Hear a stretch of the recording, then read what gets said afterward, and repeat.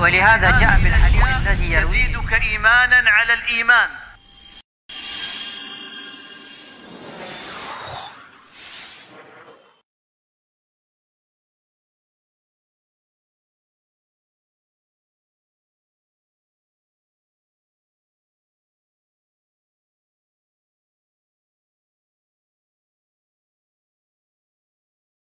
Rahim. Ma'asyiral muslimin wal muslimat, Bapak Ibu, saudara-saudari, para hadirin dan hadirat, jemaah yang dimuliakan oleh Allah Tabaraka wa Ta'ala. Assalamualaikum warahmatullahi wabarakatuh. Alhamdulillahi rabbil alamin, wa bihi nasta'inu wahdahu ala umuri dunya wad din. Ashhadu an la ilaha illallah al-malikul haqqul mubin, wa ashhadu anna Muhammadan abduhu wa rasuluh sadiqul wa'dil amin. Salawatullahi wa salamuhu wa barakatuhu alaihi wa ala alihi wa ashabihi wa ala man tabi'ahum bi ihsanin ila yaumiddin. Amma ba'du. Allahumma la ilma lana illa ma 'allamtana. Allahumma 'allimna ma yanfa'una wanfa'na bima 'allamtana wa zidna ilma. Allahumma 'allimna ma jahilna wa dhakkirna mimma nusina. Allahumma inna nas'aluka ilman nafi'a wa rizqan tayyiba wa amalan mutaqabbala. Allahumma hdina wa saddidana wa yassiril huda lana wa aslih lana sya'nana kullah wa la takilna ila anfusina tarfata ain. Allahumma zidna ilman wa imana wa fahman wa yakina. Allahumma amin ya rabbal alamin. Alhamdulillah, Bapak Ibu, saudara-saudari kaum muslimin dan muslimat, segala puja dan puji kita aturkan hanyalah kepada Allah Jalla fi'ulah. Pada subuh hari yang berbahagia ini, Allah Jalla wa'ala memberi kepada kita peluang dan kesempatan berupa nikmat umur dan kehidupan.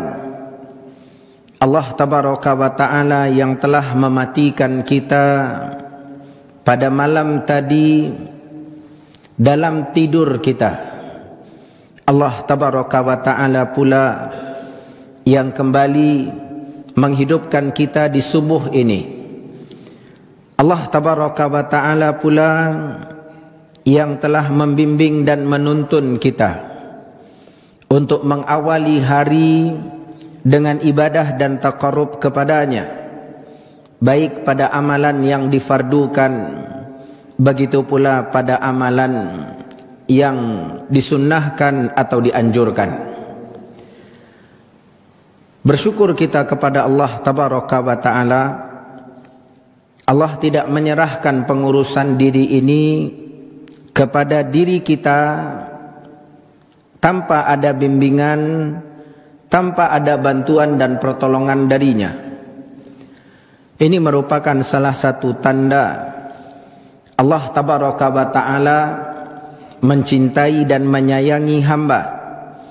Allah Tabaraka wa Ta'ala tidak menelantarkan atau tidak membiarkan mereka.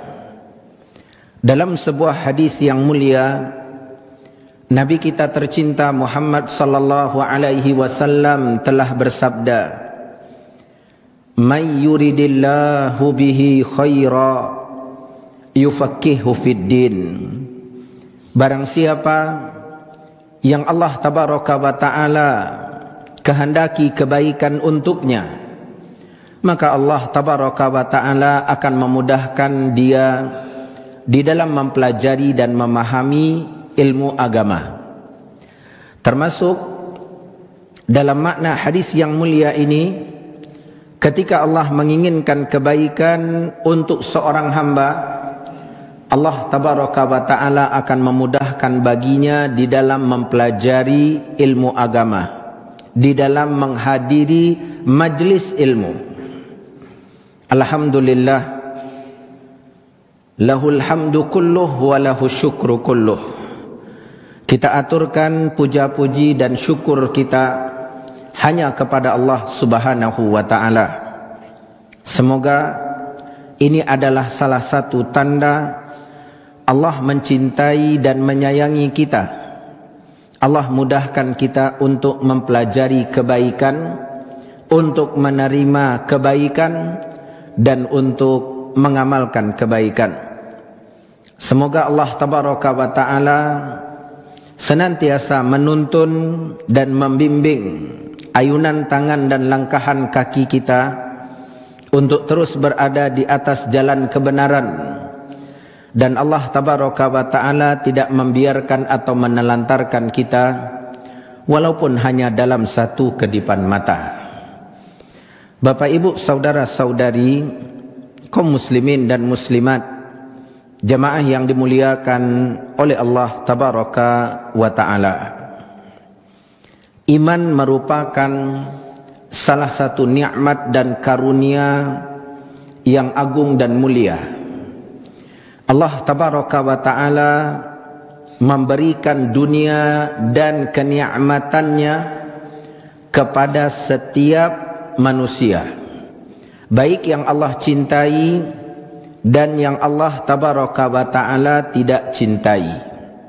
Maksudnya, dunia dan segala kesenangannya Allah berikan kepada orang yang beriman, Allah juga berikan kepada orang yang tidak beriman. Masing-masing mendapatkan jatah dan bagian. Akan tetapi nikmat iman Allah tabaraka wa ta'ala tidak berikan kecuali hanya kepada orang-orang pilihan, orang-orang yang Allah cintai, orang-orang yang Allah azza wa jalla ridhai. Allah berikan nikmat khusus ini hanya buat mereka, orang-orang yang Allah kehendaki.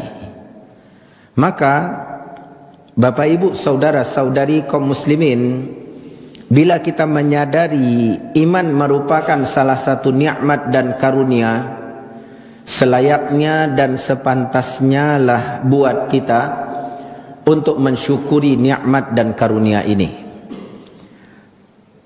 Wajib bagi setiap kita memelihara dan menjaga nikmat ini. Salah satu cara bagi setiap kita dalam mensyukuri nikmat ini, memelihara dan menjaga nikmat ini adalah dengan mempelajari ilmu agama.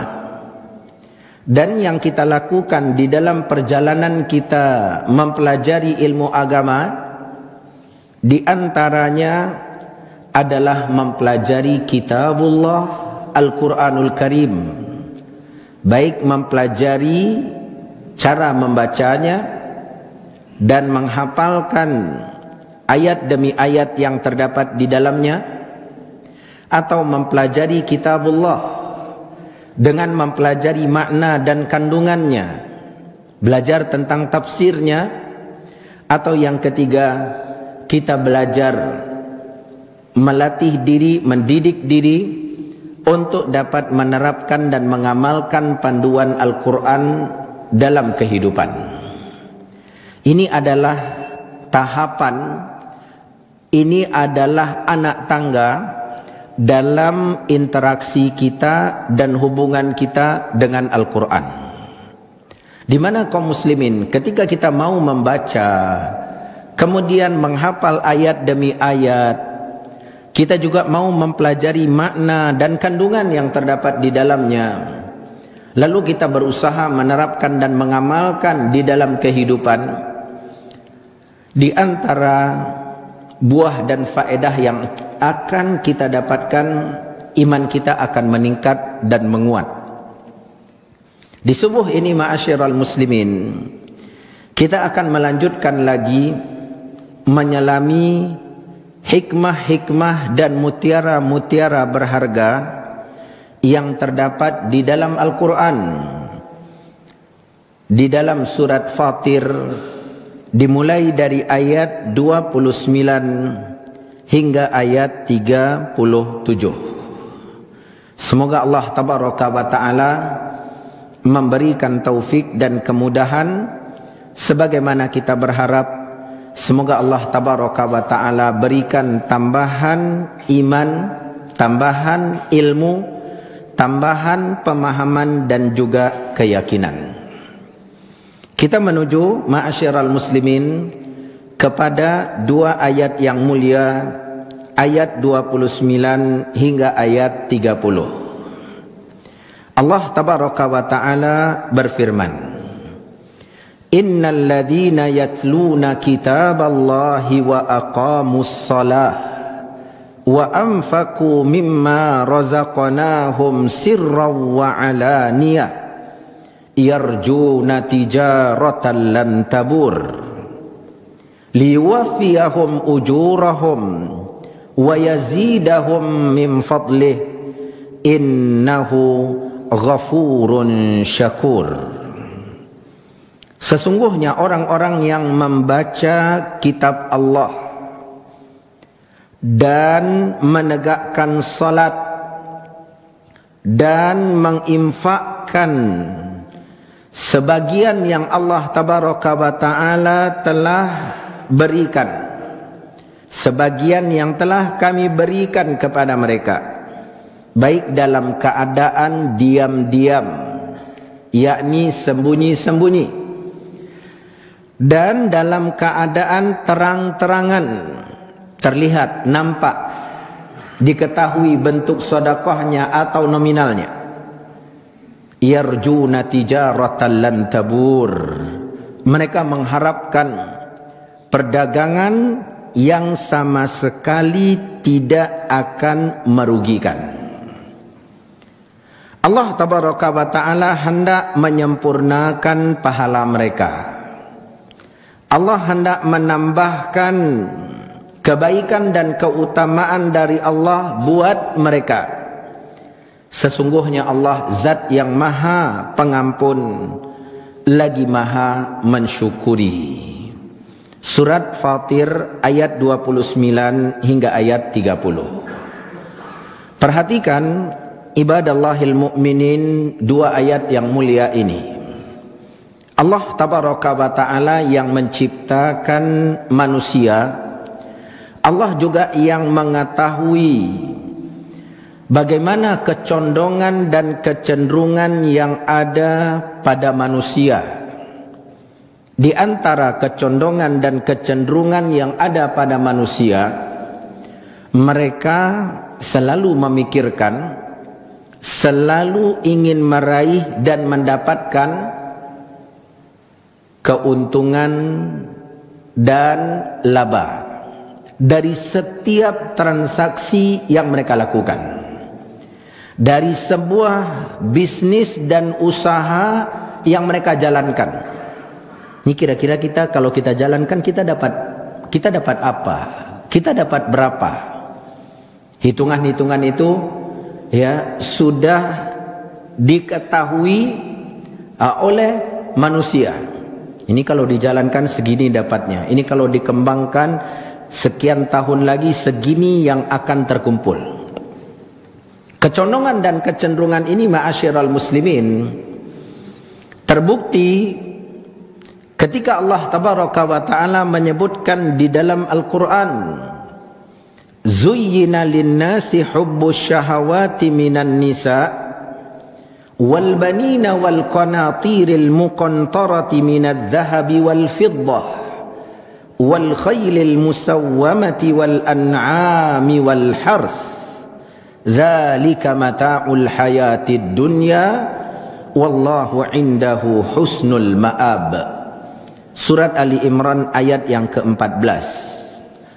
Allah menghiasi bagi manusia, menjadikan bagi manusia adanya kecintaan, adanya kecenderungan, syahwat, kehendak, keinginan, hasrat dalam diri mereka. Yang pertama kepada wanita, kemudian kepada anak-anak, kemudian kepada perhiasan baik berbentuk emas dan perak, kemudian kepada hewan tunggangan, kalau sekarang ma'asyiral muslimin kendaraan, kemudian kepada hewan ternak, dan juga kepada kebun dan ladang. Kecondongan dan kecenderungan itu ada, kata Allah Tabaraka wa Ta'ala. Mereka punya hasrat, punya keinginan untuk mendapatkan. Kalau sudah dapat ingin mengelola, ya, kalau sudah dikelola ingin dikembangkan.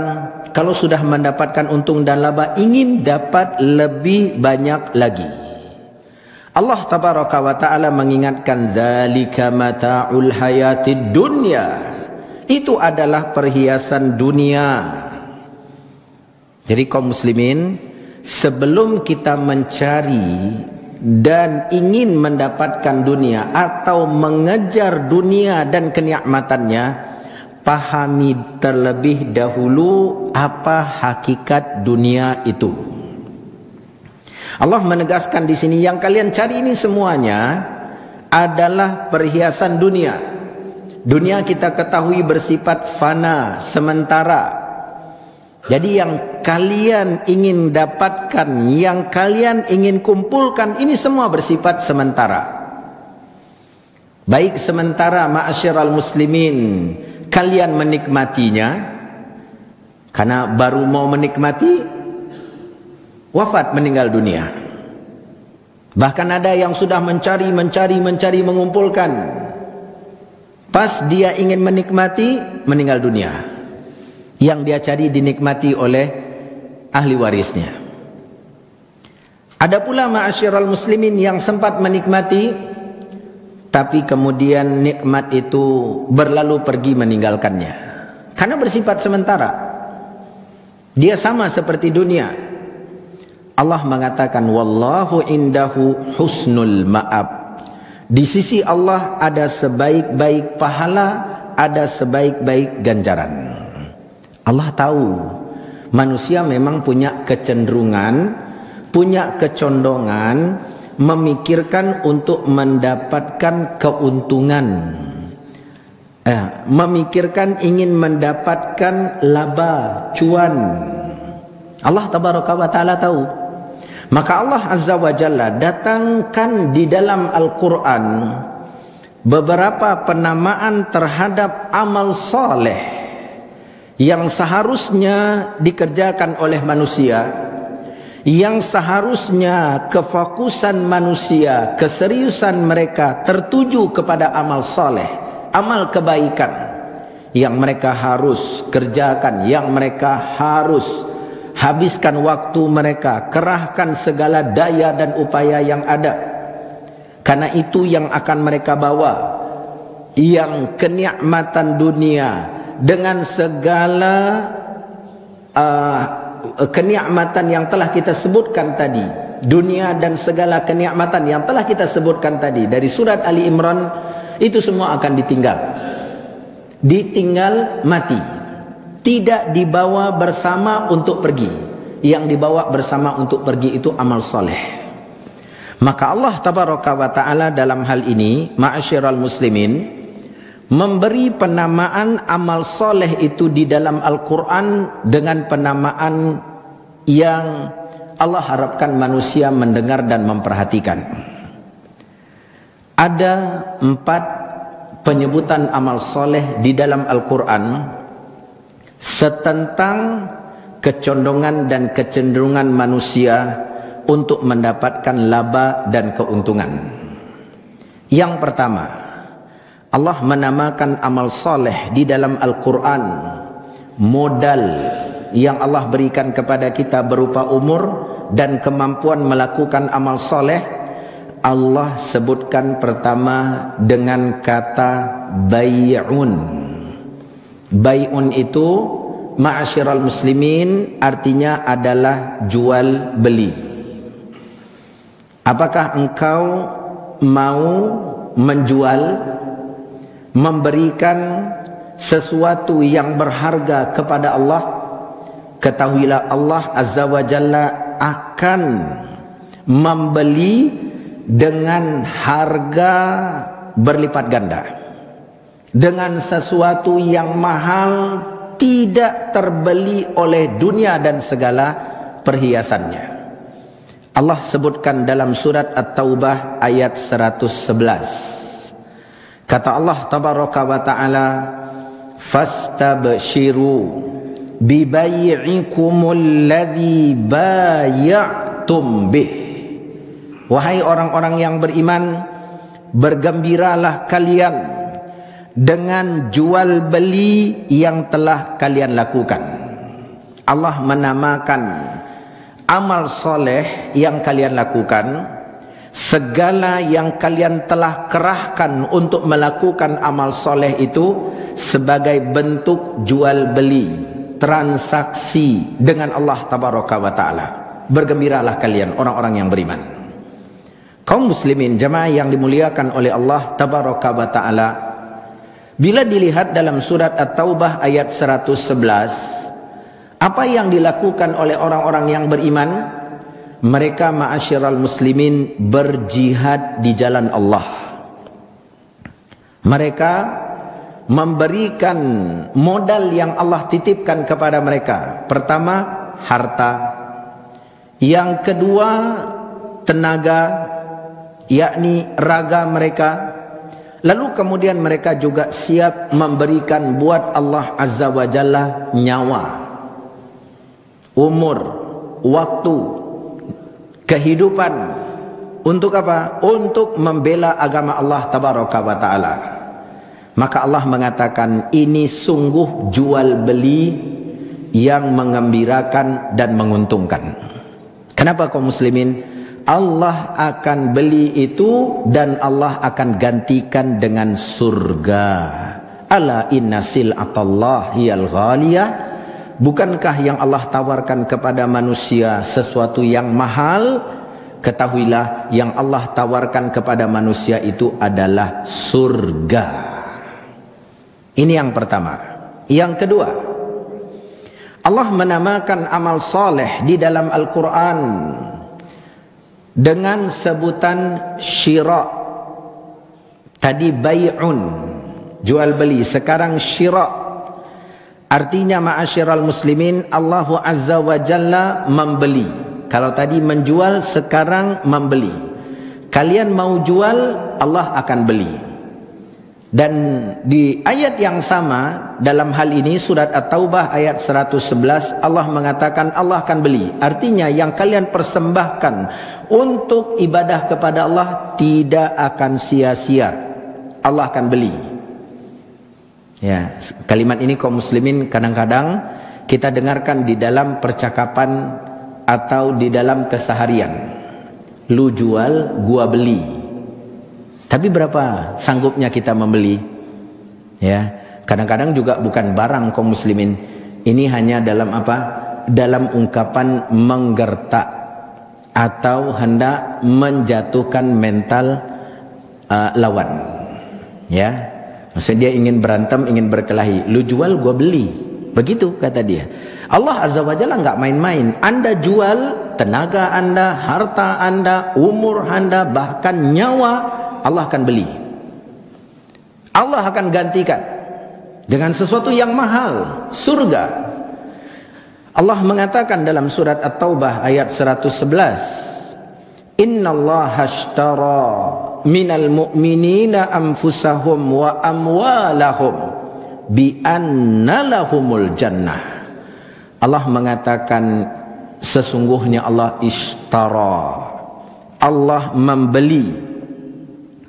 Allah membeli dari orang-orang yang beriman anfusahum, jiwa mereka, wa amwalahum, harta mereka, bi anna lahumul jannah, Allah gantikan dengan surga. Mereka mau berjuang dengan segala yang mereka punya, dan itu modal dari Allah Azza wa Jalla. Allah yang berikan tubuh ini, Allah Azza wa Jalla yang memberikan kepada kita ruh, nyawa. Kenapa kita bertransaksi dengan syaitan? Ya, dengan bala tentaranya. Allah minta, ayo bertransaksi dengan Allah. Kenapa kalian memperbudak diri kalian kepada dunia? Ayo kalian menjadi hamba Allah. Allah akan beli dengan sesuatu yang mahal, yakni surga. Menunjukkan ma'asyiral muslimin, Allah sedang memotivasi kita. Ayo jangan salah. Itu yang ada pada kalian titipan dari Allah. Kalau mau bertambah kebaikan dan keberkahannya, kalian pergunakanlah dalam bertransaksi dengan Allah. Ini yang kedua, syira', Allah membeli. Yang ketiga, ma'asyiral muslimin, Allah tabaraka wa ta'ala sebutkan dengan qardun. Qardun itu artinya adalah hutang atau pinjaman. Di dalam surat Al-Baqarah ayat 245, Allah tabaraka wa ta'ala berfirman, man zalladhi yuqridullaha qardan hasana fayudha'ifahu lahu ad'afan katsirah. Siapakah yang mau memberi pinjaman kepada Allah, yang mau memberi penghutangan kepada Allah? Allah katakan qardan hasana, dengan pinjaman yang baik, dengan penghutangan yang baik. Allah enggak minta kita asal-asalan. Allah enggak minta kita memberikan pinjaman hanya sekedar pelepas tanya atau untuk memberikan jawaban. Lah solat pak, alah, ya, lah pak karajuan selain yang fardu itu dengan yang sunnah, yang fardu aja ustaz, itulah cukup itu. Allah enggak mau, Allah mau lebih, berikan yang terbaik. Siapa yang mau menghutangi Allah Azza wa Jalla dengan penghutangan yang baik? Allah minta. Siapa yang berani? Maka Allah tabaraka wa ta'ala akan mengembalikan nanti pinjaman itu dengan adha'afan katsirah, perlipat gandaan yang banyak. Jadi ketika Allah melakukan pembayaran, Allah melakukan pengembalian, Allah lakukan dengan perlipat gandaan yang banyak. Beda kaum muslimin. Kita mungkin seseorang datang ya kepada kita dari manusia meminjam, kita terkadang juga ragu-ragu. Ini dipinjamin ya, mau dikembalikan atau enggak? Atau kita udah bersiap-siap minjam, dia minjam, kita udah menyiapkan diri, siap-siap Ustadz untuk mengikhlaskan. Ada lagi kaum muslimin, dia mau pinjamkan apa enggak ya? Sekarang dia datang menangis, nanti pas deadline-nya tiba, waktu pengembaliannya tiba, saya yang bakalan mengemis. Dia habis minjam ganti nomor, menghilang. Ya, maka ma'asyiral muslimin itu kepada manusia, kepada Allah jangan ragu, berikan yang terbaik, kerahkan segala daya dan upaya. Allah akan mengembalikan dengan pengembalian yang berlipat ganda. Adakah Allah mengingkari janjinya? Innallaha la yukhliful mi'ad. Allah tidak pernah mengingkari janjinya. Kaum muslimin, ketika ayat yang mulia ini turun, kata Abdullah bin Mas'ud radhiyallahu ta'ala an, maka di dekat Nabi sallallahu alaihi wasallam ada seorang sahabat bernama Abu Dahdah Al-Ansari. Abu Dahdah Al-Ansari ini berkata, "Ya Rasulullah, wahai Rasulullah, ayat yang mulia ini turun. Wa innallaha la yuridu minnal qard." Apakah Allah mau Allah mau kita memberikan pinjaman? Allah mau kita memberikan penghutangan?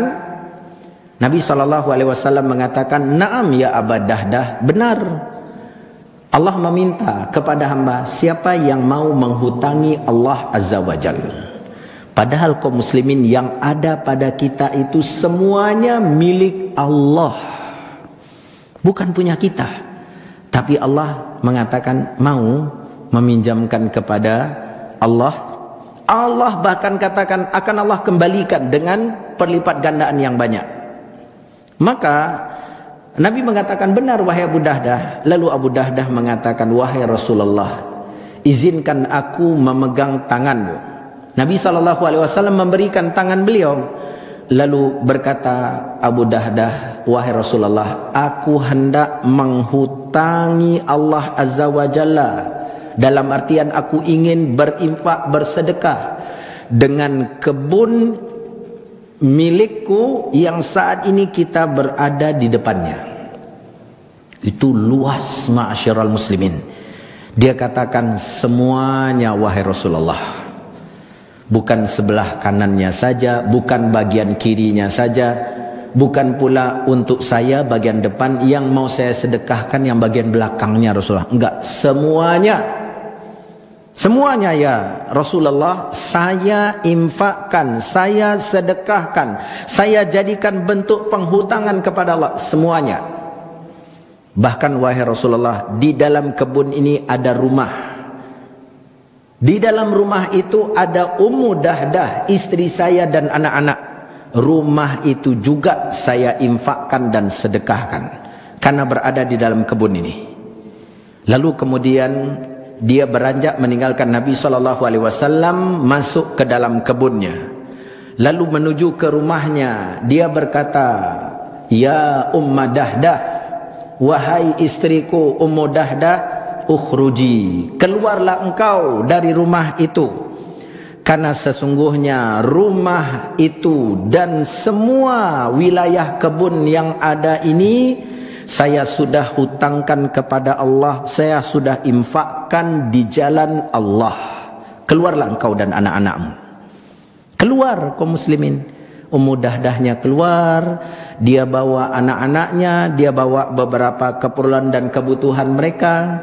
Kemudian dia berkata kepada suaminya, "Rabihal bai'u ya Abu Dahdah." Transaksi yang luar biasa wahai Abu Dahdah, transaksi yang luar biasa. Kaum muslimin lihat bagaimana semangatnya dia dan bagaimana dia dapat dukungan dari istrinya. Ini yang langka ma'asyiral muslimin. Inilah dia permata atau mutiara yang mahal tak ternilai harganya. Ini harta terbaik, mendapatkan istri yang selalu memotivasi, menyemangati, berpartisipasi bersama kita dalam urusan akhirat. Gimana caranya Ustadz? Mulai dari diri kita dulu. Jadi bagaimana kita berharap punya pasangan yang seperti itu Bapak Ibu kalau kita tidak mulai dari diri sendiri? Bangun kesolehan itu dari diri kita, maka Allah akan berikan kesolehan itu kepada keluarga kita. Ada dampak dan pengaruhnya. Dan menemukan partner yang seperti ini itu sesuatu yang luar biasa. Dia keluar bawa anak-anaknya, bawa keperluan kebutuhan keluarga. Dia katakan transaksi yang luar biasa wahai Abu Dahdah. Dia memuji infak suaminya. Dia mendukung amal soleh yang dilakukan oleh suaminya. Kaum muslimin, bila itu terjadi pada kebanyakan manusia di zaman kita, barangkali ceritanya berbeda. Apa yang abang lakukan kau? Habis abang berinfak bersedekah. Ustaz nana mangdangan. Begitu kaum muslimin. Apa kaji abang go? Landak batu ah. Ya. Tu awak di mana tinggal bang? Dari rumah yang seperti kau awak pindah ke kos-kosan. Ayo antala awak pulang ke rumah ranggai awak bang. Sampai di siku setelah kebersamaan awak. Begitu kaum muslimin. Memang luar biasa ketika kita membaca bagaimana para sahabat mereka dan dukungan dari keluarganya. Ini Allah namakan dengan qard, penghutangan. Ada yang mau menghutangi, artinya yang kita berikan buat Allah itu akan kembali, Bapak Ibu. Bukan hilang sirna begitu saja, enggak, Allah akan kembalikan. Mungkin ada yang bertanya, Ustaz, kapan kembalinya? Dapat di dunia atau enggak? Nah, Bapak Ibu kaum muslimin, Allah menjanjikan pemberian pahala dan ganjaran di akhirat. Maka jangan sibuk mempertanyakan di dunia. Wa innama tuwaffawna ujurakum yaumal qiyamah. Pahala kalian nanti Allah akan tunaikan di hari kiamat. Di dunia ada yang Allah segerakan, ada yang Allah Azza wa Jalla tunda dari kebaikan itu untuk menjadi simpanan akhirat kita. Maka terus saja, katanya Allah akan gantikan. Mana nih? Banyak gantinya. Terkadang dalam bentuk nikmat yang tidak terlihat. Apa itu? Bapak hatinya bersih dari penyakit bukhul, bakhil. Bapak terselamatkan dari penyakit al-hirs, rakus dan tamak terhadap harta. Bapak mendapatkan anugerah yang luar biasa. Apa itu? Sikap peduli dan cinta kepada sesama, menyayangi anak yatim, fuqara dan masakin. Itu sesuatu yang mahal. Makanya ma'asyiral muslimin, lihat bahwa Allah tidak pernah mengingkari janjinya. Ini yang ketiga. Yang keempat, ayat yang ada di hadapan kita. Surat Fatir ayat 29. Allah menamakan amal soleh di dalam Al-Quran dengan tijarah, perdagangan. Siapa yang mau berdagang, bertransaksi dengan Allah Azza wa Jal, Allah Tabaraka wa Ta'ala sebutkan, ma'asyiral muslimin, di dalam surat Fatir ayat 29. Kalian membaca Al-Quran, kalian menegakkan salat, kalian menginfakkan harta kalian, tidak semua, hanya sebagian. Itu adalah bentuk perdagangan lan tabur, yang tidak akan pernah merugikan. Itu jaminan dari Allah. Jadi ma'asyiral muslimin, modal yang Allah berikan kepada kita berupa nikmat waktu, modal yang Allah berikan kepada kita berupa nikmat kekuatan dan kemampuan, hendaknya kita olah dan kita kelola agar mendapatkan keuntungan yang hakiki. Apa itu? Ini dia kata Allah. Membaca Al-Quran, menegakkan salat, kemudian menginfakkan sebagian harta yang Allah titipkan. Ini perdagangan yang menguntungkan. Ini perdagangan yang tidak akan pernah merugikan. Makanya ma'asyiral muslimin, dengan keimanan tawaran ini benar-benar menggiurkan. Oleh karena itu Bapak Ibu, perhatikan amal-amal soleh yang Allah sebutkan ini dan pusatkan perhatian kita padanya. Membaca Al-Quran tadi sudah kita singgung di awal. Allah mengatakan yatluna, tilawah Al-Quran itu bukannya sekedar membaca dan menghafalkan ayat demi ayat. Ya,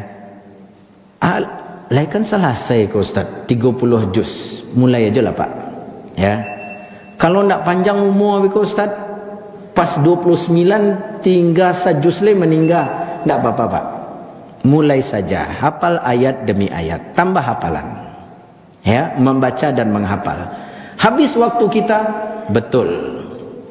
Ya, ini bakalan duduk nih, kenapa? Ayatnya agak panjang nih Ustaz. Berapa baris Pak? 4 baris nih Ustaz. Ya, jangan kita khawatir atau jangan kita gemetar duluan. Bismillah, mulai potong-potong menjadi beberapa bagian, mulai. Insya Allah kita akan dimudahkan. Walaqad yassarnal Qur'an lidzikri fahal mim muddakir, kata Allah. Allah sudah mudahkan Al-Quran itu untuk diingat. Adakah yang mau mencoba? Adakah yang mau melakukan? Lakukan. Tapi lumayan kok Ustaz. Sajam lo habis waktu deknya. Sajam kok kalau mengalih lah banyak kok dapat Ustaz. Nah itu dia Pak. Bapak mau bertransaksi, mau berdagang, Bapak dan Ibu, ini perdagangan dengan Allah. Menguntungkan. Bahkan mungkin berjam-jam belajar tahsin Al-Quran. Lah setengah tahun Ustaz, alunjo selesai dari Al-Fatihah lah. Ya enggak apa-apa. Lanjut terus Pak, perjuangan itu. Ya, itu adalah pinjaman yang akan Allah berikan, bayarannya berlipat ganda. Ba'dal Isya, orang mungkin sudah pulang ke rumah, si bapak masih juga di halakohnya di masjid, duduk masih belajar. Ya, sehingga dia tanya ke Ustaz, Ustaz, awak berharap pertemuan ikulah masuk alif lam mim, kironyo dari siratal ladina an'amta alaihim, alunjo selesai leh. Bersabar. Yang kita berikan tu tidak seberapa Bapak Ibu, tapi yang akan Allah gantikan buat kita sesuatu yang istimewa, surga. Al-Quran itu hitungannya bukan per ayat, per huruf. Lihat Bapak Ibu, basmalah saja 19 huruf. Kita baca basmalah saja dapat pahala 190. Ya, apalagi kita baca ayat, tapi cuma satu ayat loh Ustaz yang saya hafal. Benar Bapak Ibu, satu ayat. Tapi dalam menghafalkan mengulangnya berapa kali? Bisa jadi 3 kali, bisa jadi 5 kali, bisa jadi 10 kali. Ya, sudah diulang, udah distorkan lancar. Pas di atas motor mau pulang ke rumah, baca lagi, hilang. Hai, tinggal lo hafalan tadi di masjid. Berarti ulang lagi di rumah, ulang lagi Pak. Dapat pahala, dapat pahala. Nah, itu yang Allah katakan perdagangan yang menguntungkan. Di mana Allah mengatakan di ayat 30, liwafiyahum ujurahum. Allah akan sempurnakan pahala per huruf Pak, bukan per ayat. Kalau kita hitung satu baris di dalam Al-Quran, yang kita maksudkan adalah Al-Quran yang dicetak di Mujamma' Malik Fahad, percetakan Al-Quran di kota Madinah. Itu satu baris Bapak Ibu beragam. Ada 30, ada 35, ada 38 atau 40 lebih jumlah huruf. Katakan satu baris itu ada 30 huruf. Ini sebagai contoh, 30 huruf, tidak mesti 30, bahkan lebih. Katakan 30, dalam satu halaman itu ada 15 baris, ke bawahnya 15, berarti 30 kali 15, 450, dikali per huruf dapat 10 pahala, berarti 4.500. Itu bukan rupiah, itu bukan dolar, itu pahala dari Allah. Terkadang kaum muslimin kita memang diuji oleh Allah, dan begitu pula lah ya fokusnya kita. Kalau nampak kebaikannya baru kita bersemangat. Tapi kalau pahala dari sisi Allah, terkadang kita ya Ustaz ya, tunggulah dulu. Kalau pahala dari Allah agak ragu, kurang yakin. Sekiranya pengurus Masjid Al-Ikram meletakkan di tiap halaman Al-Quran yang ada di masjid ini 100.000 tiap halaman, ya, semangat kita Pak, semangat kita. Kenapa? Kalau kita baca 5 halaman dapat 500.000. Kalau kita baca 10 halaman dapat 1 juta. Lumayan Ustaz untuk belanja akhir pekan, 2 pekan lah mungkin dapat. Ya udahlah, masing-masing akan apa? Saya kebutuhan saya 2 juta, berarti saya baca 20 halaman, selesai 1 juz. Itu kebaikan dunia. Yang Allah janjikan lebih hebat daripada itu, tidak terhingga. Makanya diuji kaum muslimin. Akhirat, pahala itu bagian dari bentuk keimanan kepada perkara gaib. Di situ tantangannya. Allah janjikan ada tapi nggak terlihat. Gimana bentukannya, berapa nominalnya? Tapi ingat, Allah memperhatikan ayyukum ahsanu amala. Siapa di antara kita yang paling baik amalannya? Makanya, ma'asyiral muslimin, mari kita berdagang, bertransaksi dengan Allah. Kalau itu Al-Quran, bagaimana dengan ibadah-ibadah yang lain selain yang disebutkan ini? Sama. Nabi SAW mengatakan setiap amalan anak cucu Adam Allah berikan 10 pahala. Kita lakukan satu ibadah Bapak Ibu, Allah beri 10 pahala. Satu yang kita persembahkan, tapi 10 pahala yang Allah berikan. Semuanya, kecuali puasa. Lalu kemudian disebut dalam hadis itu bukan hanya 10. Allah akan lipat gandakan dengan perlipat gandaan yang banyak. Berarti kaum muslimin, satu ibadah dapat 10 pahala, lalu dilipat gandakan lagi menjadi perlipat gandaan yang banyak. Hanya Allah tabaraka wa ta'ala yang mengetahui. Dan itu berlaku pada setiap amalan. Disebutkan di dalam hadis itu kecuali puasa. Puasa pahalanya Allah nanti yang akan langsung berikan kepada hamba. Makanya ma'asyiral muslimin, marilah setiap kita memperhatikan akan hal ini. Ketika kita sholat, ingat, ini persembahan yang mau kita berikan ke hadapan Allah Azza wa Jalla. Ketika kita baca Al-Quran, ya, ma'asyiral muslimin, hilangkan hitungan-hitungan duniawi kita. Ini adalah bentuk pinjaman dan penghutangan saya kepada Allah. Maka meskipun menghabiskan berjam-jam, kita akan lakukan dengan sebaik-baiknya. Karena Allah memberikan kepada kita pengembalian yang terbaik. Ini cara Allah memotivasi, memompa semangat dalam diri kita. Bapak ibu saudara saudari kaum muslimin, jamaah yang dimuliakan oleh Allah tabaraka wa ta'ala. Kita pindah ke ayat berikutnya. Ayat 31. Allah tabaraka wa ta'ala ma'asyiral muslimin menyebutkan di ayat 31 dan ayat 32. Di ayat 32 Allah tabaraka wa ta'ala menyebutkan 3 golongan umat Muhammad sallallahu alaihi wasallam. Ini istimewa.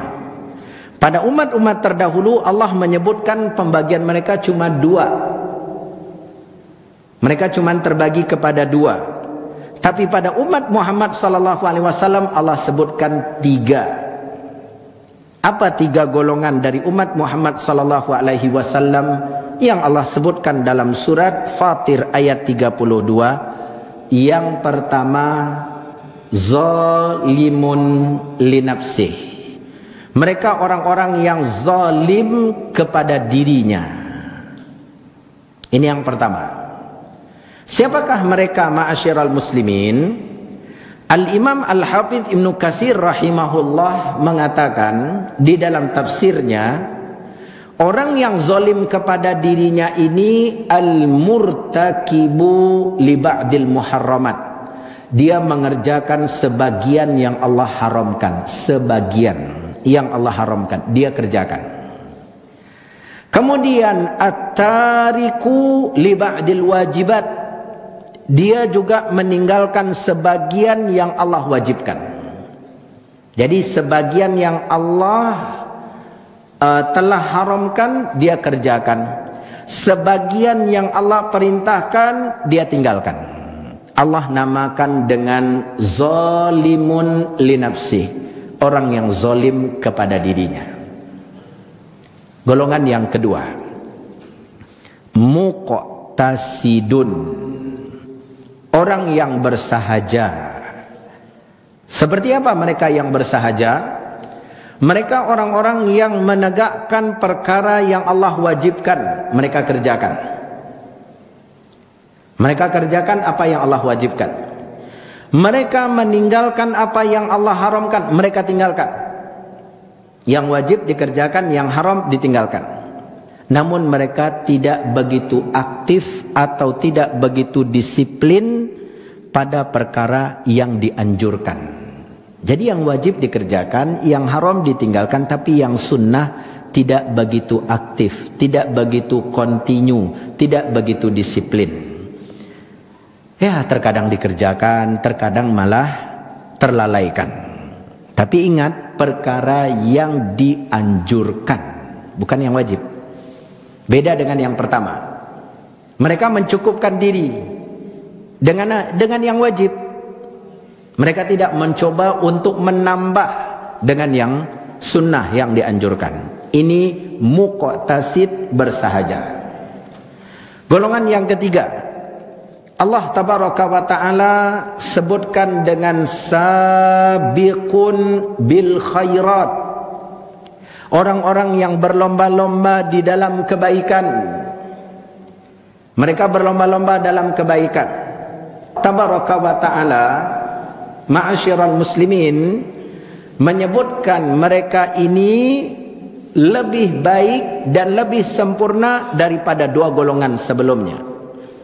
Mereka yang wajib mereka kerjakan, yang haram mereka tinggalkan, yang sunnah mereka perhatikan. Sebagian perkara yang diperbolehkan dan yang dibenci mereka jauhi, mereka tinggalkan. Jadi jauh lebih lengkap daripada dua yang pertama. Semoga Allah Azza wa Jalla menjadikan kita bagian dari mereka. Bapak ibu saudara saudari kaum muslimin, jamaah yang dimuliakan oleh Allah tabaraka wa ta'ala. Ini adalah bentuk pemuliaan Allah kepada umat Muhammad, umat Islam, umatnya Muhammad alaihi salatu wassalam. Pemuliaan Allah buat mereka, di mana Allah tabaraka wa ta'ala membagi mereka menjadi 3 golongan.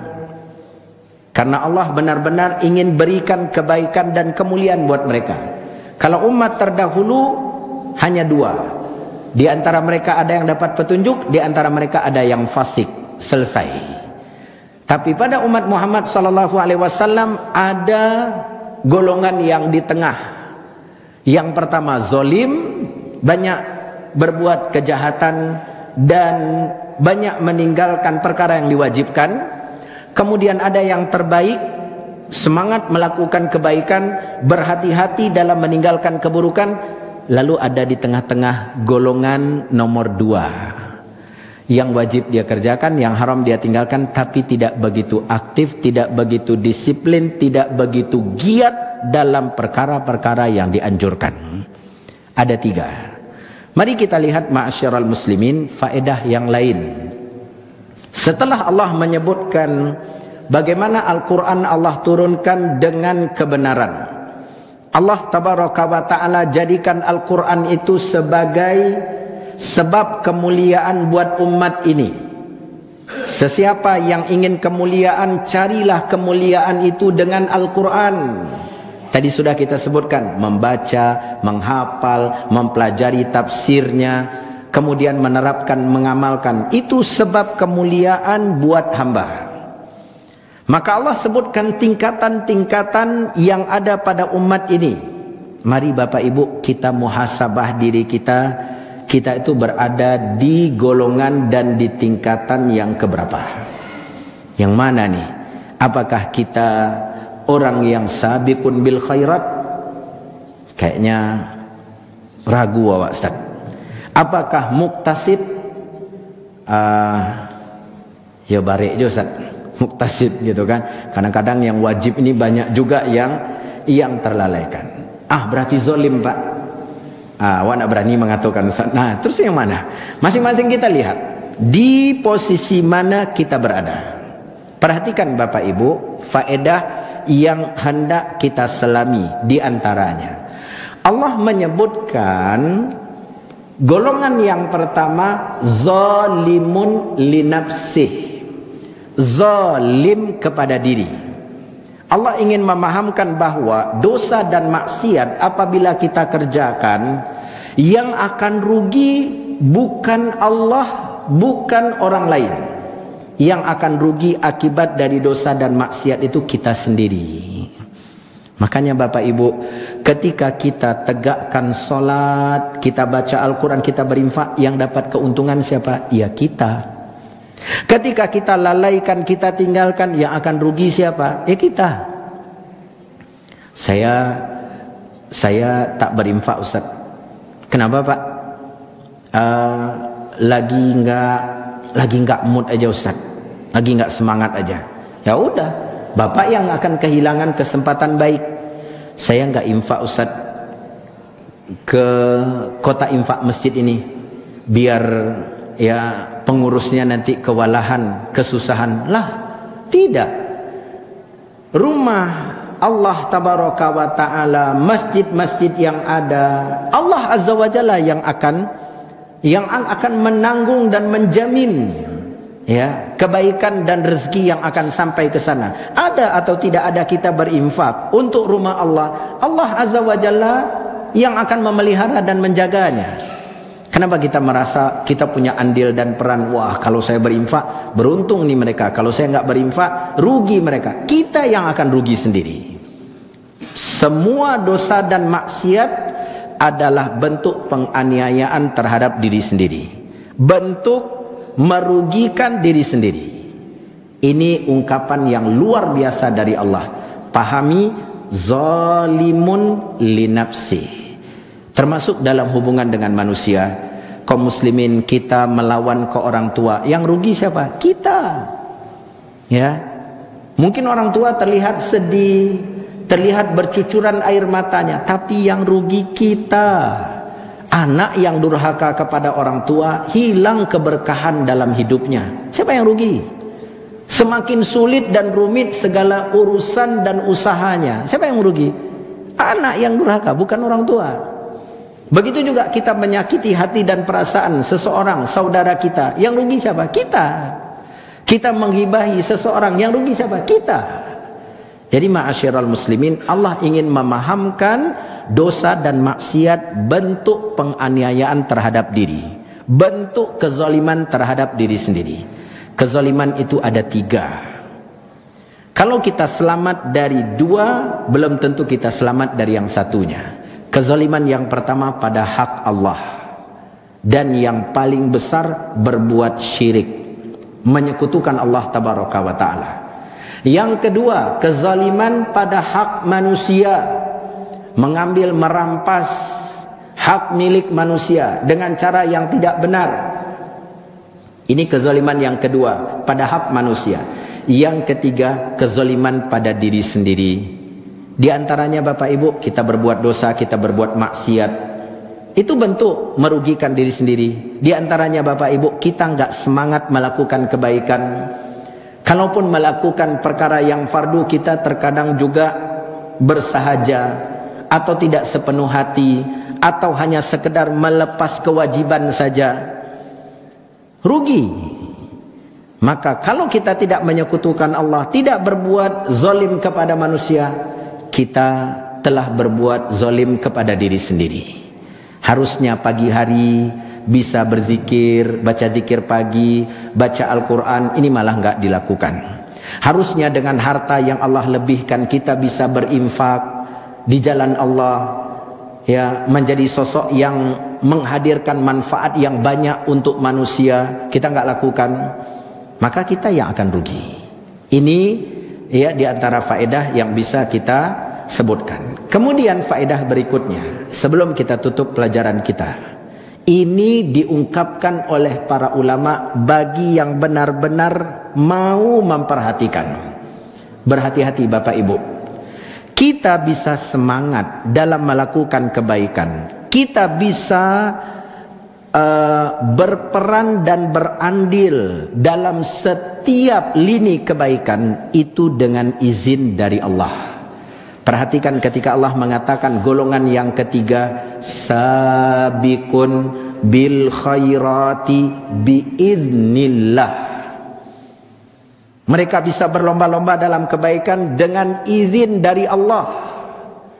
Jadi kita bisa menegakkan solat, kita bisa tilawah Al-Quran, kita bisa berinfak, itu dengan izin dari Allah. Allah beri hidayah, Allah berikan inayah, bantuan, maka kita mampu melakukan.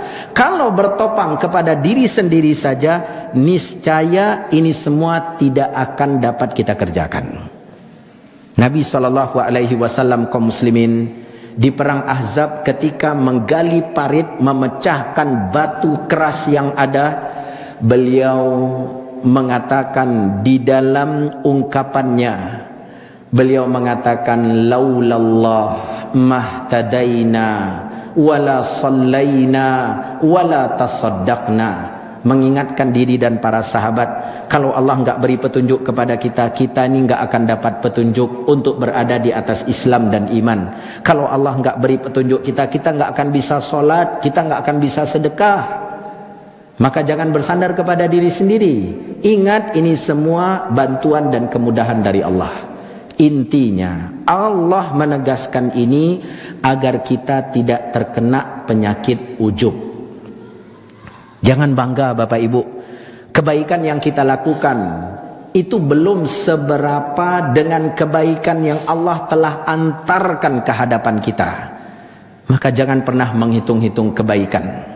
Kalaupun kita mengingat-ingatnya untuk diri kita agar lebih termotivasi, tapi jangan merasa, oh saya sudah melakukan ini jadi tidak perlu lagi lah. Lakukan terus kebaikan itu selama Allah mudahkan buat kita. Maka penutup dari faedah kita pada pertemuan ini, Allah dahulukan penyebutan orang yang zolim kepada dirinya. Padahal ini bukan yang terbaik. Yang terbaik itu nomor 3. Tapi ini diletakkan di urutan pertama, zolim kepada dirinya. Kata para ulama ahli tafsir, agar orang yang terjatuh berbuat dosa tidak kecewa dan tidak putus asa. Ya udah, namanya manusia, kita pasti akan berbuat salah. Yang paling baik itu kembalilah kepada Allah, jangan berlama-lama di atas dosa, dan perbaiki kembali hubungan dengan Allah. Jadi jangan putus asa. Allah letakkan yang terbaik di urutan ketiga, supaya orang-orang tidak ujub dan tidak bangga terhadap dirinya. Inilah ma'asyiral muslimin, faedah yang luar biasa kita bisa dapatkan dalam surat Fatir ayat 32.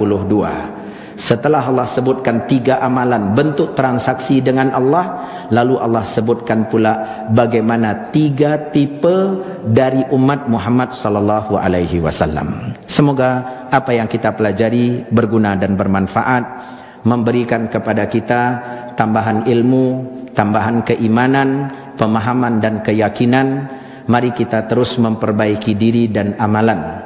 Ingat Bapak Ibu, keterbaikan di sisi Allah dan keberkahan bukan tentang berapa lama kita berada di dunia, tapi bagaimana kita memanfaatkan modal yang Allah berikan kepada kita untuk menghambakan diri kepada Allah Azza wa Jalla.